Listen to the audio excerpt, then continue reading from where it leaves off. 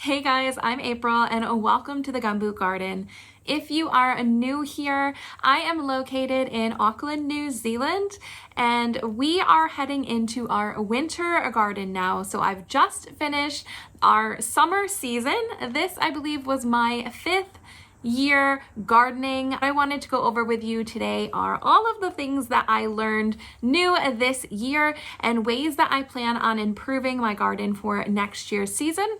And I hope that in doing this, it will help you guys who are going into your summer season right now. So the first thing I wanted to do was start right at the beginning in spring with how I started off my garden. The very first thing that I always do is to actually draw out my garden plan. So I do like to do this on paper, and I just kind of give an estimate of where everything's going to go and about how much I can fit of each thing. So I draw my plan out, and then I know how many I would like to sow. I also this year sowed extra to sell at the markets, which kept me very busy. And then I hop into seed time, which if you haven't heard about seed time, it's something that you really should check out. It allows you to create a calendar of all of the different times that you want to sow all of your crops. So you go in there, you type in where you're located, and you put in the crops that you want to sow. It will give you the best time for you to sow those plants, and then it will show you when you need to prep your beds and transplant them and when the approximate harvest should be. I primarily use this just to decide when I'm going to sow my seeds. And even though seed time does give me the best times that I should be sowing my seeds, I have altered that a little bit this year. I did it primarily just to make sure I had things ready for the markets. You can also do your garden planning right on seed time as well. They have that as part of the paid membership that you can use. And you can keep your garden notes or like a journal in there, and it's so good. It is honestly so good. That is one of the best organizational things that I have in place right now for my garden, and I really highly suggest it. So I'll leave a link for that down in the description box. But after I have everything in seed time, then I can see week by week what I need to be sowing.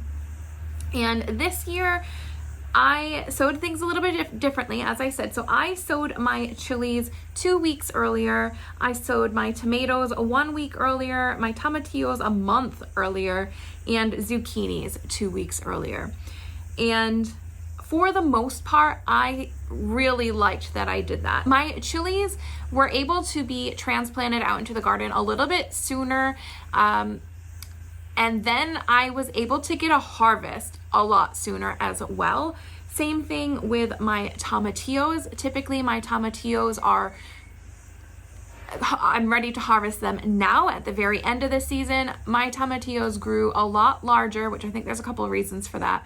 Grew a lot larger, put on a lot more tomatillos because they were coming in a little bit sooner. And I'm still harvesting tomatillos now. So the season for them was better. And same thing with my zucchinis. My zucchinis, I had a fantastic year for zucchinis. And again, I don't think it's only because I planted them 2 weeks earlier. I think there are multiple factors for that. The only thing that I do regret planting so early are my tomatoes.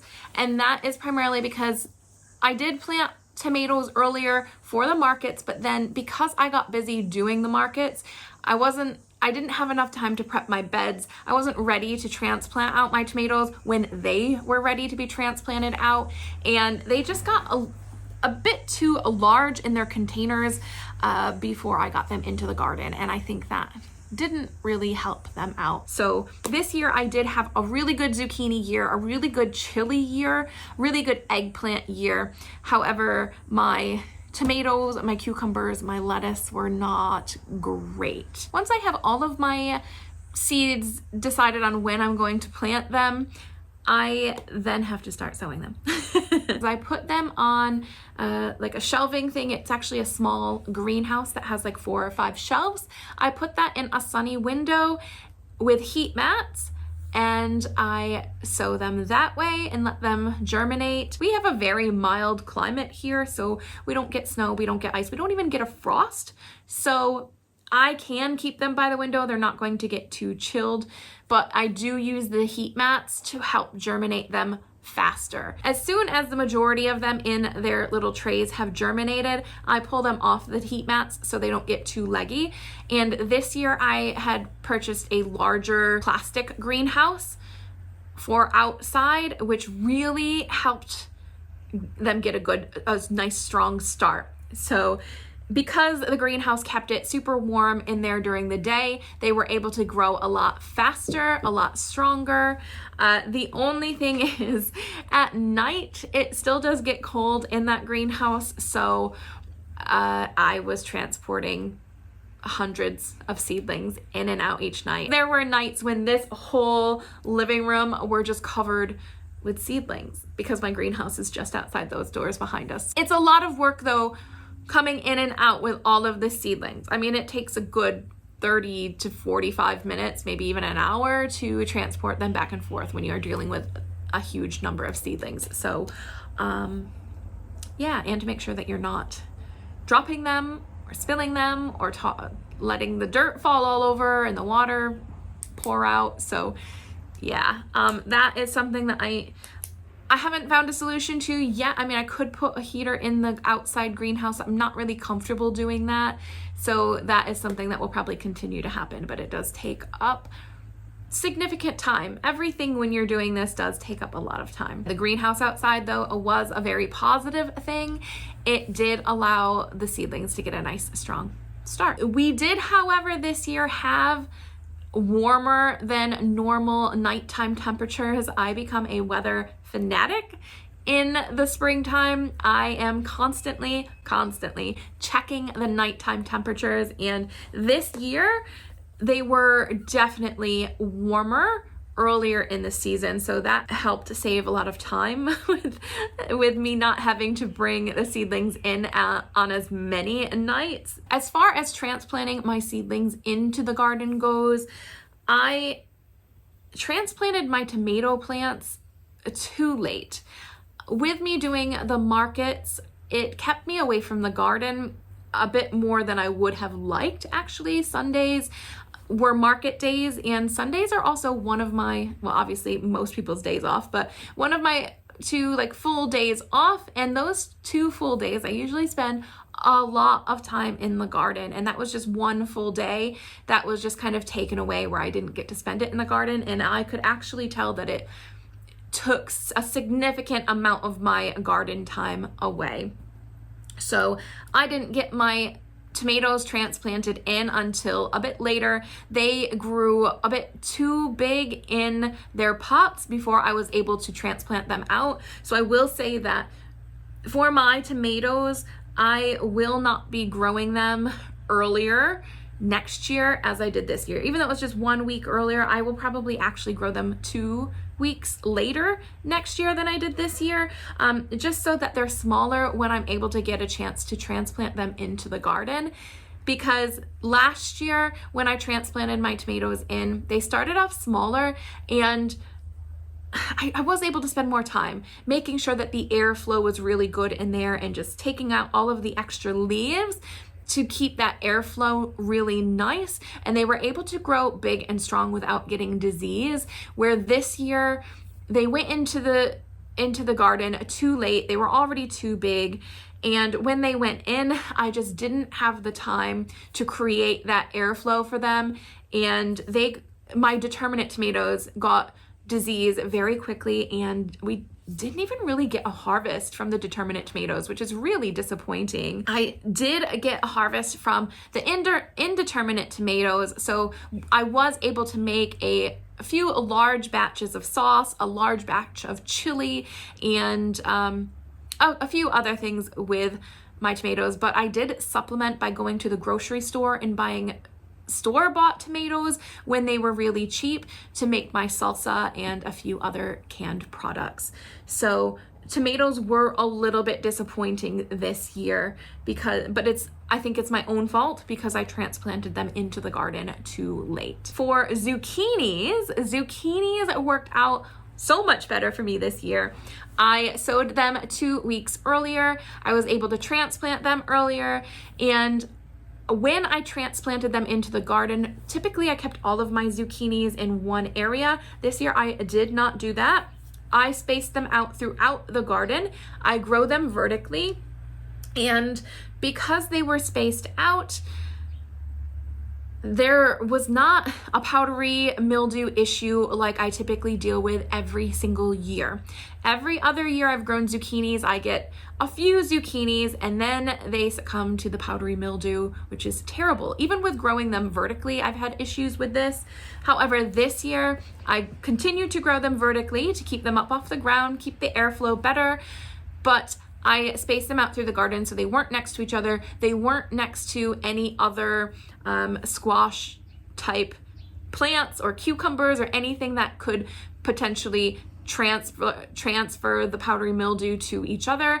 And my zucchini harvest was huge this year. I still have zucchinis coming in now, and I have never even had a zucchini plant last this long in the garden. So it really, really helped with powdery mildew this year, just planting them a little bit earlier and separating them in the garden. I also forgot to mention that my tomatillos, I transplanted them so late as well.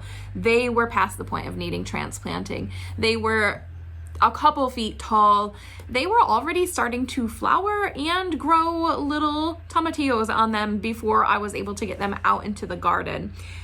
However, oddly enough, this seemed to really be beneficial for them. So I started them a little bit earlier, so the harvest started to come in a little bit earlier, but I also transplanted them much too late. So typically with my tomatillos, I don't show them much care. I just toss them in to the in-ground bed where the soil is not great, let them flop all over the place, and then they give me a harvest. This year, I started them earlier, transplanted them much too late, put them into the in-ground bed, but I gave them support because they had already grown taller than they typically do when I just transplant them out and put them into the in-ground. So they have given me double, maybe triple the amount of tomatillos this year than I have ever gotten before. So I will continue to grow them earlier and transplant them later in future years because having them in potting soil gave them a lot of those nutrients that I think they need before putting them into the in-ground soil, which is like lacking a lot of things. Our in-ground soil is full of clay, so things are rough for them when they go in there, and so staying in that potting soil a little bit longer was very beneficial for them. And tomatillos tend to be quite an easy crop to manage because I don't manage them. I just let them do their own thing. But we get a good harvest from them. And this year the harvest was fantastic. So I will keep up the same thing next year. So speaking of the in-ground bed, with the in-ground bed in previous years, as summer comes and the heat comes and the lack of rain comes, my in-ground bed tends to dry out very quickly. It is also on a slope, so when I water it, the water tends to run right off of it. So this year, what I did differently is after I transplanted my plants into the in-ground bed, and I also did it in my in-ground tomato bed, I covered that with pea straw, and that worked like a gem because there was no water runoff and it was holding more moisture into the soil. So that's something that I will continue to do for my in-ground bed and my tomato bed, and I'll probably do it for all of my beds next year actually, just to help retain the water in the beds, because as we come into summer, oh boy, things get dry around here. As spring ends and the beginning of summer starts, we kind of shift gears. So we're no longer focusing on what's in the greenhouse, but we are moving down into the garden. Everything has been transplanted and now we just nearly need to maintain it. So this is a lot of making sure things are tied up, making sure there's trellising for anything that needs trellising, and we need to make sure that we have airflow. Airflow is key when you're in this time of year when things are really growing strongly. Well, summer as well, you really need to make sure you have airflow, but anything that is getting too bushy and thick where the air can't just flow through, you need to take off those excess leaves. Determinate tomatoes would be a big one for this, and as I mentioned before, I did not have time to do that this year. Your zucchinis, so whether your zucchinis are growing on the ground or you're growing them vertically, you want to take off a lot of those excess leaves. So as it grows on its vine, you want to make sure you're taking off any of those leaves that are below the lowest fruit. And that will help increase the airflow with them and prevent the powdery mildew. So even if you bring it down to just a couple leaves on your zucchini, they will be fine. They grow very quickly and they don't really need as many leaves as they grow.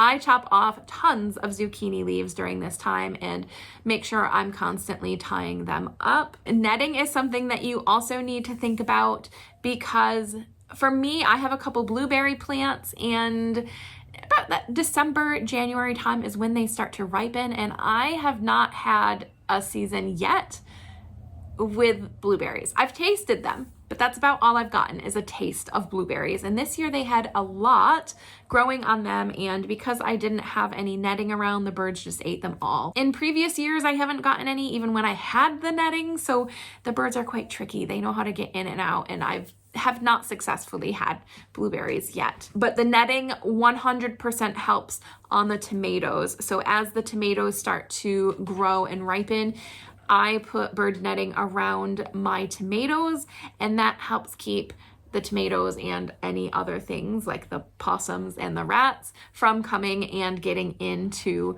my tomatoes and eating them. So when you grow tomatoes that are either green or very dark, like purple in color, the birds don't notice them as quickly and they'll tend to leave those alone. But your red tomatoes, your yellow tomatoes, they love them, and I would not get any tomatoes if I did not net my tomato plants. So that is primarily what I'm doing during the December time period, is just maintaining the garden. Weeding, oh my God, I fell so far behind on my weeding this year. It was a jungle in my garden. Doing the markets just took a lot of time away from the garden, and I was not able to weed in my garden. And it wasn't necessarily the beds or the in-ground section where the actual plants were that the weeds were growing, but around any pots that I had growing in the garden, the weeds were just like up to my knees, up to my thighs. I don't even know. They were so tall. It was a jungle. What I'm noticing is I do want to continue to do the markets, and I love growing my seedlings and I love selling my seedlings to people and being able to talk about the garden with people in my community. I love it. So it's something that I want to continue, but I really need to find a way to keep myself organized and keep myself moving a little bit faster so that I'm able to sell plants at the market. I'm able to continue to sow seeds for the markets throughout the season, but also maintain my own garden. And I haven't figured that out yet. So I do need to think over this winter season about organizational things that I can put into place to help keep everything organized and allow me to get through all of my tasks in a way where I'm able to accomplish more, because I was just lacking in time this year. However, I think it was because I don't have organizational things in place for me to manage my time the wisest, or to get things done the best. Or, when you have all these things that are going on and you're trying to pick and choose which ones are best, it would really be beneficial to have even a checklist in place of knowing, okay, on this day each year, or every week, or every month, I'm going to be doing these tasks today, and you need to get them done. And if they're not done, then you just move on. Okay, that sounds like it's not going to work right there, but just having something in place where I can organize myself and just know when I wake up, today I'm going to XYZ. And I think that will be really helpful if I can do that. So it's something I need to think about, is organizing myself a little bit better. I'm also not going to grow my garden any larger. So I say now, this upcoming spring season, because I have enough on my plate at the minute. I notice that I keep adding more things to my plate before I've fully organized and sorted out what I'm already doing. So before I make my garden larger, that's one of the things I can do to help save myself a little bit, so I can sort out what I'm doing first before adding more to my plate. I feel like I got off task here with my end of spring, early summer season, but yeah, just managing everything. Okay, and then we get into our harvest season, or our summer season, and that's when things get hectic. So starting at the beginning of January is when things start to go mad, which is crazy because it's just, we have our holiday time over the end of December and into the first couple days of January, and then after we go back to work, that's when things go nuts in the garden. So in January is when I had all of my zucchinis coming in. Yeah, I couldn't even keep up with zucchinis, and eggplants were coming in, tomatoes were coming in, and the fridge has been constantly full of vegetables throughout this season, which is wonderful, absolutely wonderful. But January, it was lots and lots of zucchinis and tomatoes. And yeah, so even though I said tomatoes were a bit of a flop this year, they were, because last year I was able to can so many things. I was able to make freezer meals and all sorts with all of my tomatoes. This year, I still was able to make quite a few things that I was able to put in the freezer, but I wasn't able to have any excess that I canned.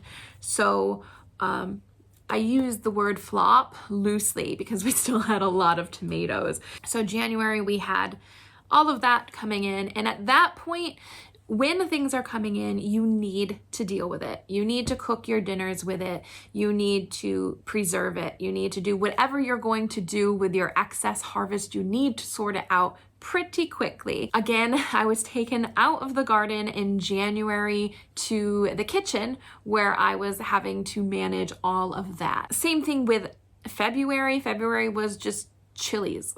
So many chilies. I still have so many chilies in the fridge. I just don't know what to do with them. So January and February, I was essentially in the kitchen. I was taken out of the garden. The garden was just doing its own thing. It was fine. The only thing with January and February in the garden, especially February, things get very dry. Typically we don't get rain, and it's very hard to give the garden enough water to keep it so the soil's not drying out.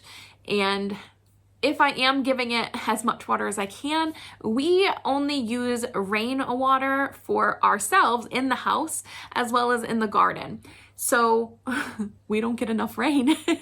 We go through a lot of water. So we have had to order water a few times this summer because our tank was empty.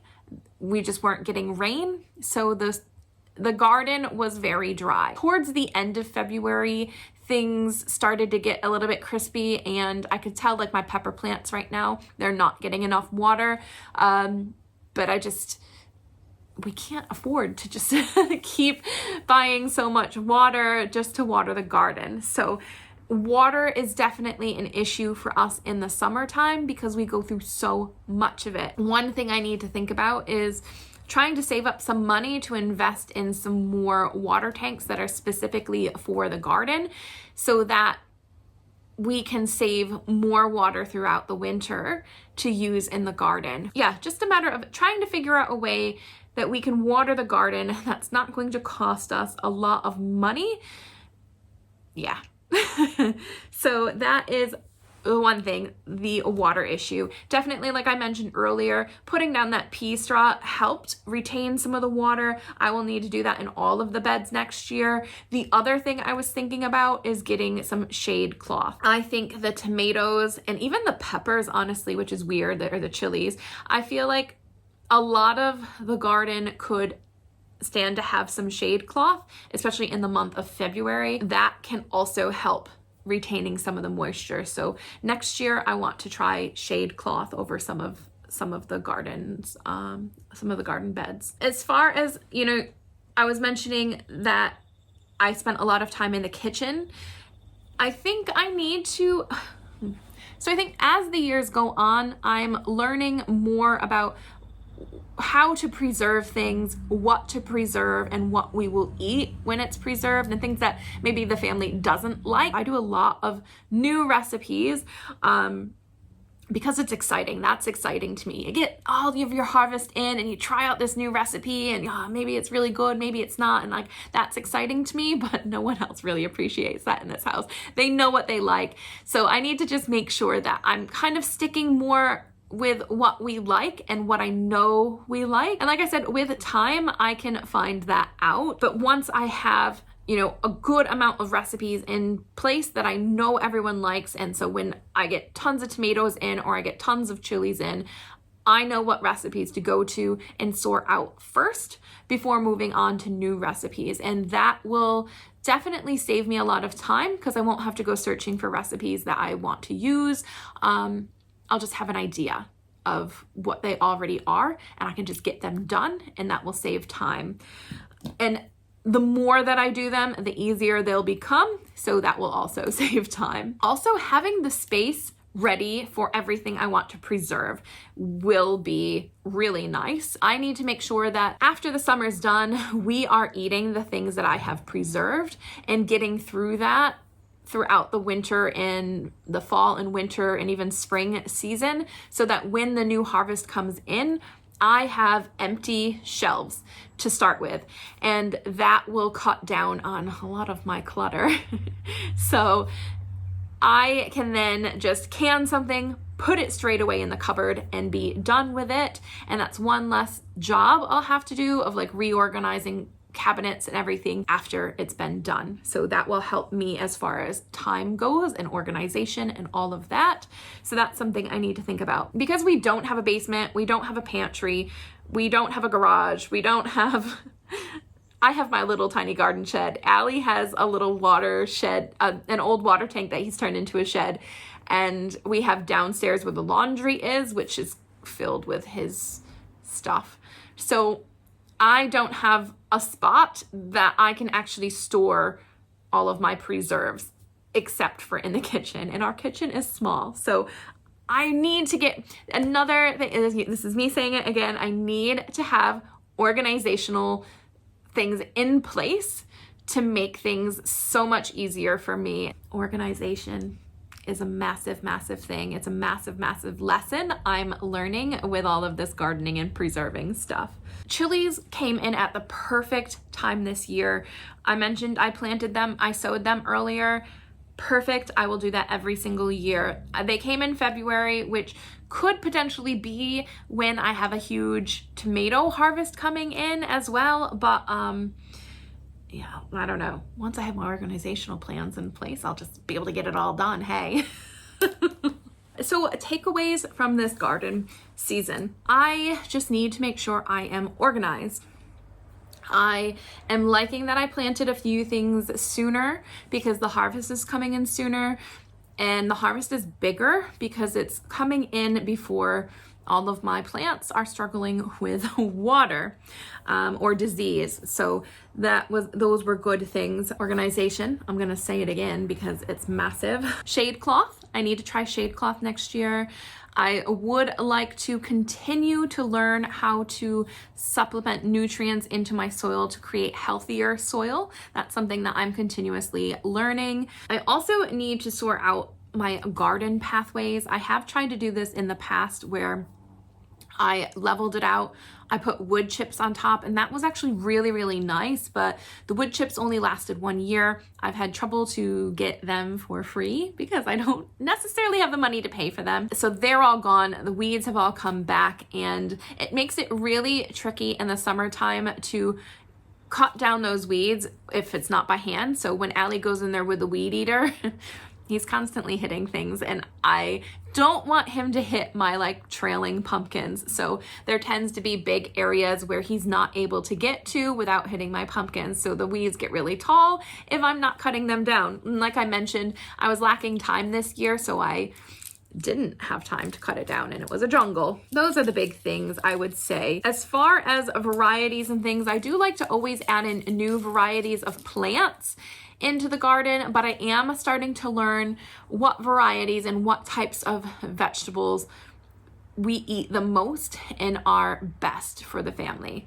We love having I love having our determinate tomatoes or a lot of sauce tomatoes that we can work with.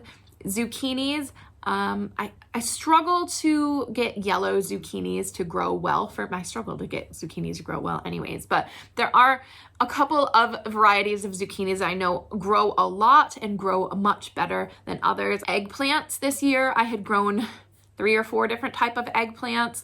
I will probably stick with just the Black Beauties for next year because they grow larger and the skins are thinner, so they're easier to peel. With the smaller eggplants, it's just a pain to peel them. So I'll probably just stick with the larger Black Beauty eggplants. One thing with that reminds me, I tend to like to grow all of the same things in all of the same area.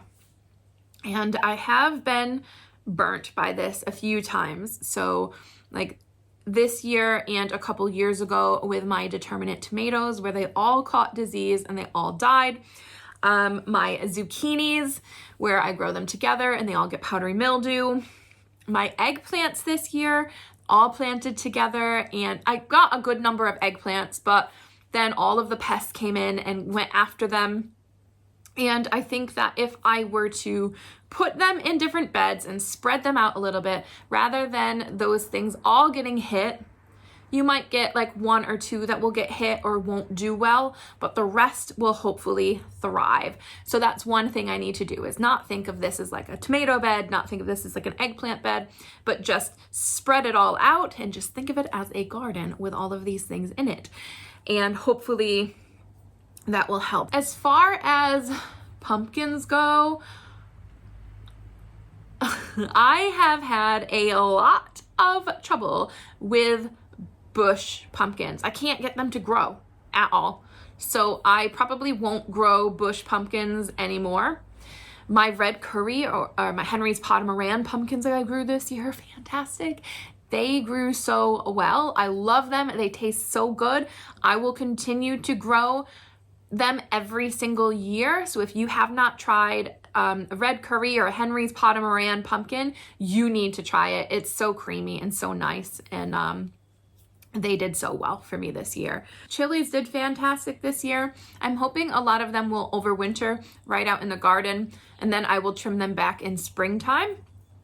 I do not trim back my peppers or chilies in autumn anymore because I find that that's when our rain kicks up, and where I've cut, the rain gets into and they end up rotting away. So I cut them back in springtime when the rain starts to die down, and they do a lot better. So hopefully I'll have all of those chilies again next year. But even with that being said, I may pull some of them and plant other varieties in there because I'm finding that Like my Thai chilies, I don't do anything. I don't know what to do with the Thai chilies. They're just starting to come in now and I don't know. I guess I could dry them, but I don't know what I'm going to do with them. My cherry chilies, I grew too many. I had too many cherry chilies. Don't really know enough recipes of what to do with them. Habaneros didn't grow great for me this year. I didn't really need them anyway, so that's fine. I already have tons of hot sauce. I grew Padron chilies. I probably wouldn't grow them again. They were good blistered in the pan, but I don't really need them. I might think about growing cayenne peppers. So yeah, just learning different varieties, and I definitely had too many chilies this year, but I loved it all the same. So that is this year's garden. If you have any questions about anything, please feel free to ask. If you have any suggestions about anything, please feel free to give them. And that is how my 2024-2025 garden went. Fantastic, fantastic harvest, but definitely always some improvements that need to be made. I hope that those of you that are just getting your summer season started are having a fantastic time. And like always, even though I'm tired after a long summer season, I am so excited to watch all of you guys talk about your winter gardens. And I am also excited for my next summer season, which I have to wait a bit for. But that is it for today, guys. Good luck in your gardens, and I will catch you in the next one. See ya.